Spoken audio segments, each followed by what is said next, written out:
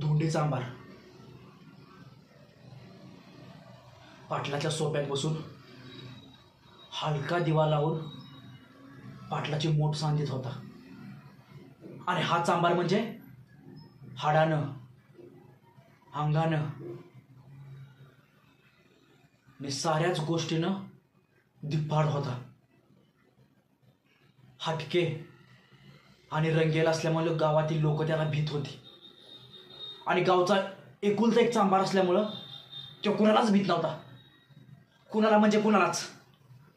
आणि तेवढ्यात शिवा त्याच्या जवळ येऊन बसला. पण त्यानं डुंकून सुद्धा त्याच्याकडे बघितलं नाही.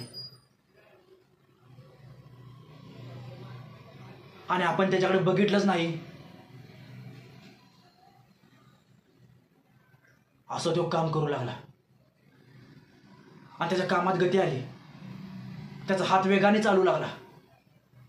आणि बघतो तर काय, ती पोलीस पाटलाची मोठ धोंड्या चांभार उलटी पालती करू लागला.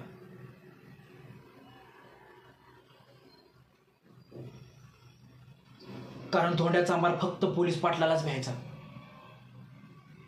आणि बाकीची माणसं त्याच्या खच गिनतीतही नव्हती. त्यामुळे तो फक्त पोलीस पाटलालाच भ्यायचा, बाकी कोणालाच भेट नव्हता.